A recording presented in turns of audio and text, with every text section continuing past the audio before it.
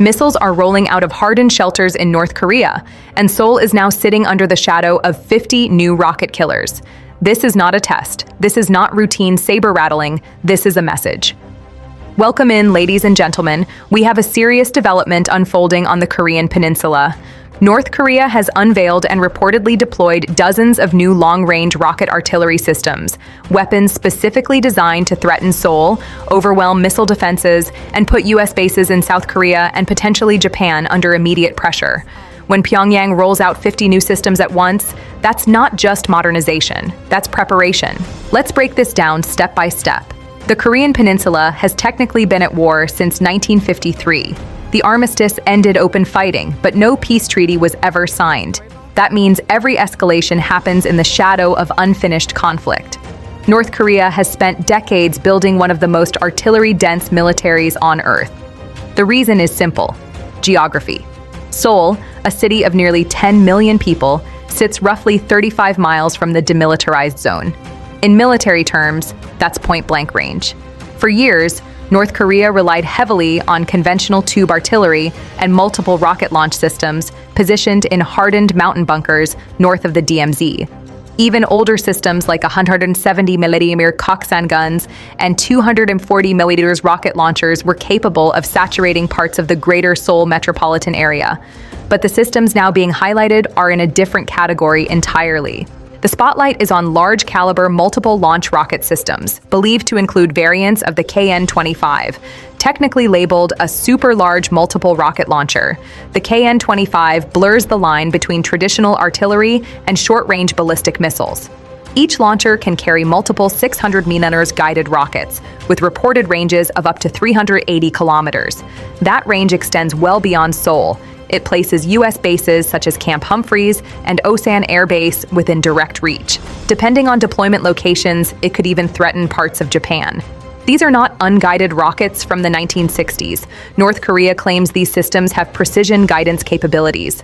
Even if accuracy is limited compared to advanced Western systems, the sheer volume matters. If 50 launchers are deployed and each can fire multiple rockets in rapid succession, you are potentially looking at hundreds of precision-capable projectiles launched in minutes. This is saturation warfare. South Korea and the United States rely on layered missile defense.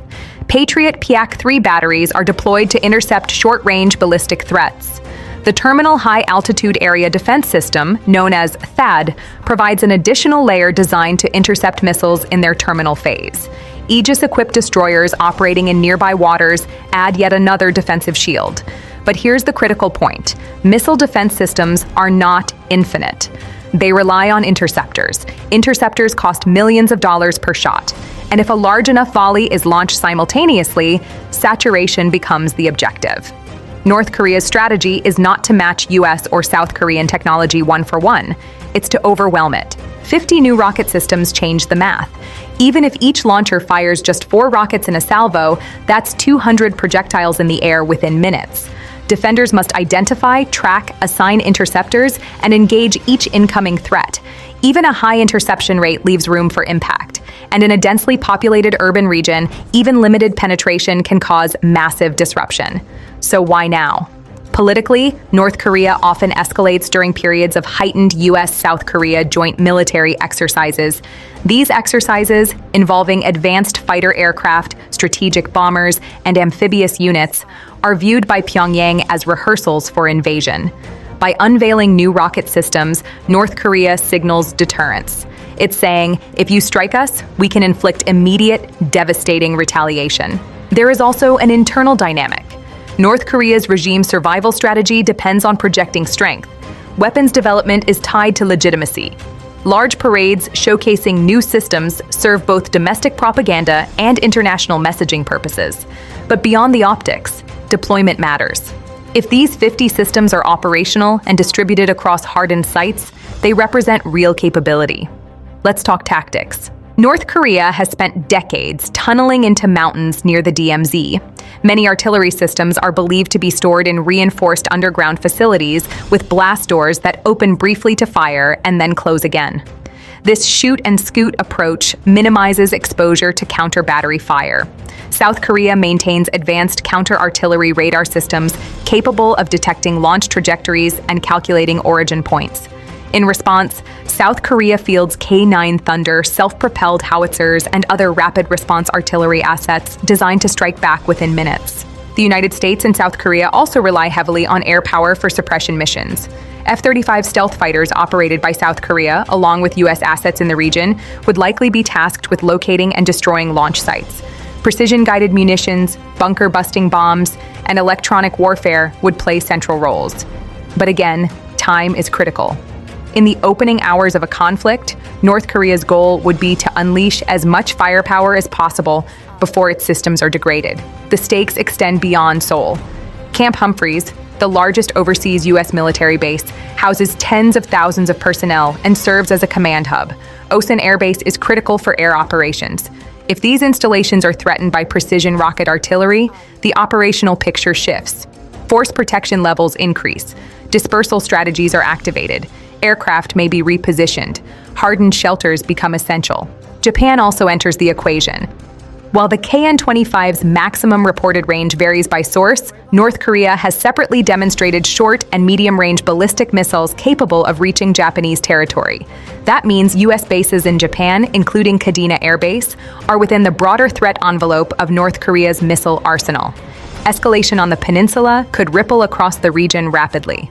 Now let's talk about escalation ladders. If North Korea conducts a large-scale live-fire demonstration near the DMZ, South Korea faces a difficult choice. Respond forcefully and risk spiraling into full conflict, or absorb the signal and reinforce deterrence quietly. The United States must balance reassurance of allies with avoiding unintended war. Strategic bombers like the B-1B Lancer or B-52 Stratofortress may be flown in visible patrols to signal commitment. Carrier strike groups could reposition in nearby waters. These are calibrated shows of force, messages without immediate combat. But miscalculation is always the danger. A radar misread, a missile test misinterpreted, an artillery round landing in the wrong place.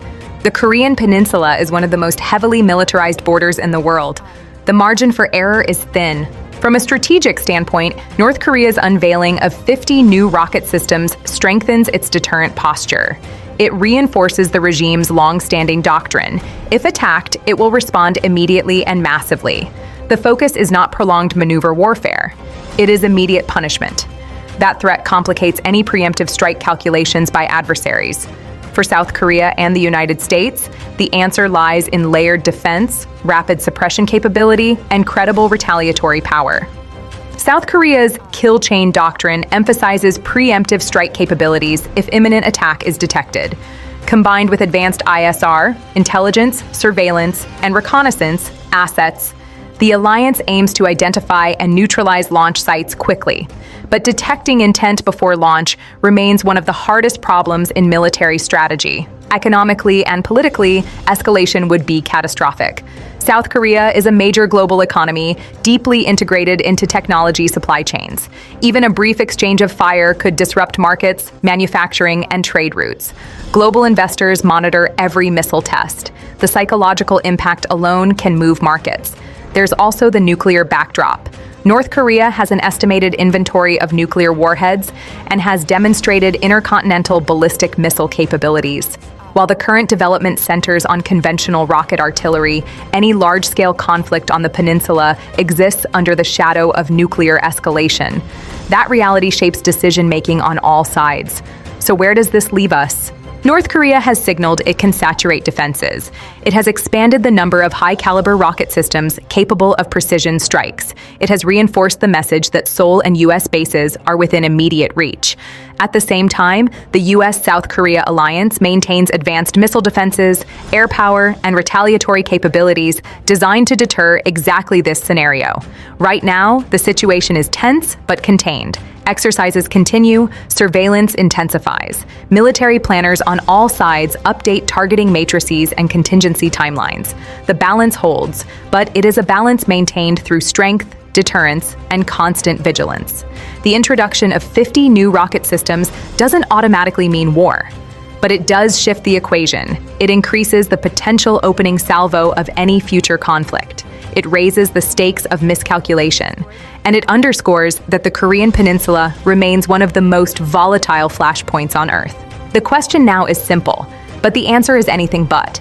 Is this a show of strength meant to reinforce deterrence, or the pre-positioning of firepower for something more serious? What do you think will happen next? Let us know in the comments.